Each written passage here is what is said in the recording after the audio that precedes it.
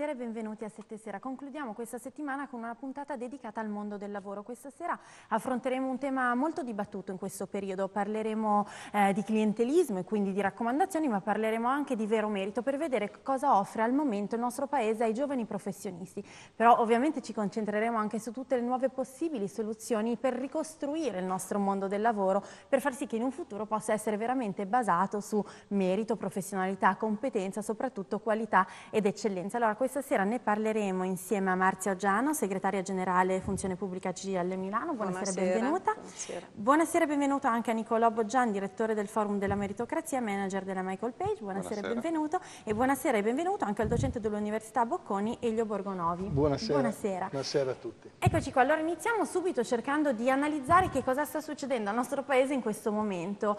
Allora, c'è tanta preoccupazione da parte dei giovani perché non riescono a trovare spazio. Si sente spesso ripetere che nei posti, nelle posizioni più importanti, in quelle dirigenziali, ci sia chi non ha tutti questi meriti, tutta questa competenza. E allora, è vero, c'è questa forte percezione, è la nostra realtà in questo momento?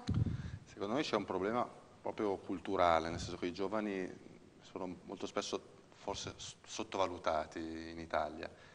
Io quasi faccio una provocazione, scavalco un pochino sulla destra, cioè io dico che i giovani sono molto meglio delle persone più adulte, semplicemente perché sanno utilizzare i nuovi mezzi di comunicazione, sanno utilizzare internet, quello che gli manca è un po' quelle che chiamiamo, che Abraham le chiama le scienze della vita, per cui le esperienze, però se non diamo la possibilità ai giovani di fare esperienze, di sbagliare, non usufruiremo poi del loro potenziale e della loro capacità di crescere. Prendiamo l'esempio di Andrea Guerra, l'amministratore delegato di Luxottica. La prima cosa che ha fatto una volta che è entrato in Luxottica ha fatto un investimento in Cina enorme e per sua stessa missione che è stato tremendamente fallimentare. Da quel momento Luxottica sta crescendo del 10% ogni anno ed è forse la multinazionale più di successo in Italia. Se vogliamo far riaccendere un po' il motore del nostro paese dobbiamo dare più spazio ai giovani e dobbiamo cambiare proprio un po' la nostra mentalità. Ecco, perché anche adesso all'attualità dei fatti, se noi guardiamo anche nelle università, professore, guardo direttamente lei per capire quanto la formazione universitaria buona, di qualità, possa aiutare per entrare nel mondo del lavoro, perché attualmente il valore del curriculum è poco, perché comunque andiamo incontro ad un primo lavoro che sarà uno stage non retribuito, seguito da un secondo ed un terzo, ed inserirsi diventa sempre più difficile, quindi il curriculum, i meriti veri non trovano questo spazio. Ma io sono d'accordo solo in parte perché ritengo che il curriculum e i meriti vengano riconosciuti. Il problema è di investire all'inizio su se stessi, cioè come è giusto, io condivido il fatto che bisogna dare spazio ai giovani consentendo loro anche di fare gli errori, insomma si impara facendo le cose giuste ma anche sbagliando, però è altrettanto vero che a volte i giovani non riescono a esprimere tutte le loro potenzialità perché vorrebbero arrivare subito e invece la vita è fatta anche di impegni, è fatta anche... Quello che vediamo noi è quasi che i giovani adesso forse hanno quasi rinunciato ad arrivare certe volte. È un peccato, forse la loro lacuna più forte è proprio la mancanza di fiducia in se stessi, la capacità di credere in se stessi e non esagerare né in un senso né nell'altro, né non essere troppo aggressivi né essere remissivi. Io credo che l'impatto che c'è ora nel mondo del lavoro purtroppo accresca questa insicurezza. Lei diceva prima stage. In realtà i giovani, anche laureati, anche formati, hanno una difficoltà incredibile, davvero impattano in un mondo del lavoro che li respinge o che li sfrutta, non utilizzando appieno i talenti. Ecco, forse bisognerebbe... Ma io dal mio osservatorio vedo due tipi di atteggiamenti, direi dal mio osservatorio Bocconi, poi il resto magari è un po' diverso. Dal mio osservatorio Bocconi vedo dei giovani che sostanzialmente vogliono arrivare subito bene, pensano come nel calcio agli stipendi dorati dei grandi calciatori senza accorgersene che poi ce ne sono 50.000 che non arrivano. E dall'altra parte è vero, molti giovani motivati che non stanno a sgomitare eccetera e quindi che vorrebbero essere valorizzati, che invece in questo momento si trovano veramente in difficoltà perché trovano scoprono di non essere valorizzati, scoprono che bisogna entrare in azienda già con esperienza, ma anche oggi ne è venuto uno e dice ho trovato varie proposte ma volevano già esperienza.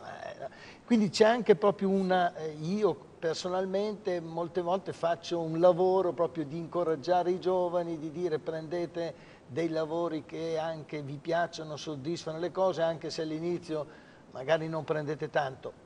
In altre università purtroppo, io devo dire che purtroppo in molte università c'è stata la penalizzazione della formazione dei giovani, sono stati abbandonati a se stessi. Secondo me, se posso, ha sollevato un problema reale, cioè la discrasia tra il modello imperante, che è quella del vincente, che è quello di chi subito arriva, subito guadagna, e invece la realtà che dice tutt'altro. Per cui sono d'accordo sul fatto che si debba reintrodurre il concetto della gavetta, si diceva con un brutto termine una volta, però è davvero molto complicato perché il modello sociale ti fa sentire nessuno se non arrivi, e dall'altra, ripeto, le condizioni invece di accesso al lavoro sono davvero molto complicate e restrittive. Ecco, quello che forse dovrebbe essere anche un diritto, perché a completamento della propria carriera universitaria ci si vuole affacciare sul mondo del lavoro, insomma per vivere bisogna necessariamente lavorare. Questo diritto, bene la gavetta, bene ridimensionare le proprie prospettive, comunque considerando che stiamo vivendo un momento di crisi, ma siamo davanti a un muro. Secondo me uno dei problemi principali è che nel mercato del lavoro, per come è disegnato adesso, si cresce tantissimo per una questione di anzianità di servizio, fondamentalmente. La valorizzazione del merito è ancora qualcosa che timidamente si introduce in tante organizzazioni. Bisogna poi fare una divisione un po' tagliata con l'accetta, che sicuramente non è corretta, però dati i tempi, tra pubblico e privato. Sicuramente nel privato abbiamo tante multinazionali dove anche l'età media dei dipendenti si sta abbassando, la volontà di lavorare per obiettivi sta crescendo molto di più, e dove anzi abbiamo il fenomeno dove vengono magari accantonate delle persone che superano una certa età come se fossero già, tra virgolette, poco interessanti. Nelle aziende pubbliche invece abbiamo il problema opposto, abbiamo il blocco del turnover, per cui i giovani non riescono neanche ad entrare ed è difficile introdurre dei meccanismi che siano premianti per il dipendente pubblico e non semplicemente coercitivi e di terrorismo, tra virgolette. Anche perché poi se abbiamo il raffronto con la politica, lo scenario che ci ha appena mostrato proprio da poco, insomma non è qualcosa che lascia tranquilli, proprio si vede questo grosso divario. Prego, professore. Ma io prima di passare al pubblico e privato volevo completare il discorso generale. Io da un po' di anni sostengo una tesi che è un po' eterodossa. Sostengo che nel XX secolo, fine del XIX-XX secolo, si sono sviluppate le imprese, le grandi organizzazioni sul principio di trovare la persona giusta per il posto giusto. Quindi il dato era il posto. Quindi a seconda delle tecnologie le persone dovevano adattarsi. Io credo che oggi abbiamo le conoscenze, le tecnologie che consentono una flessibilità positiva, che consente di creare i posti giusti per le persone che hanno delle qualità, invertire il processo. La seconda cosa, che voglio sottolineare è questa, io partecipo a tantissimi dibattiti e tutti dicono le teorie di management dicono che sono vincenti le imprese che investono sulle persone, la società moderna è quella basata sulle conoscenze. Poi però le politiche concrete sono di considerare il costo del lavoro come un costo da tagliare. C'è una contraddizione. Assolutamente sì. È una contraddizione che io personalmente la vivo, se vogliamo, un po' intellettualmente, però i giovani la vivono, la soffrono in modo molto drammatico. Assolutamente. Infatti il primo impatto nel mondo del lavoro. No, non solo il primo impatto, adesso purtroppo il tema delle retribuzioni è un tema che ormai tocca gran parte dei dipendenti, sicuramente per i giovani è anche più accentuato perché ripeto, le prime esperienze sono gratis e ci sono molti giovani che guadagnano 400-500, 1.000 euro al mese, però vorrei dire che 1.000 euro al mese è anche la retribuzione di un normale dipendente pubblico, ad esempio in un comune, quindi il tema delle retribuzioni è davvero trasversale al mondo del lavoro. Ai giovani si aggiunge che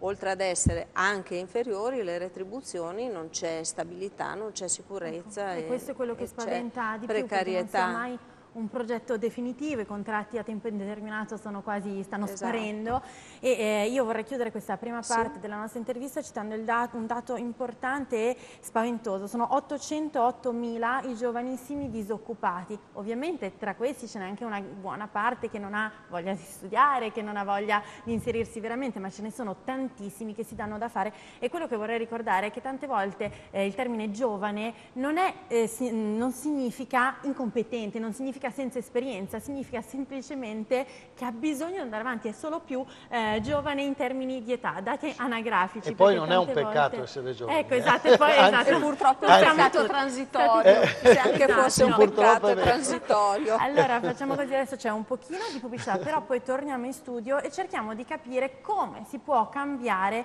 questo mercato così difficile, il mercato del lavoro, va bene? A tra pochissimo.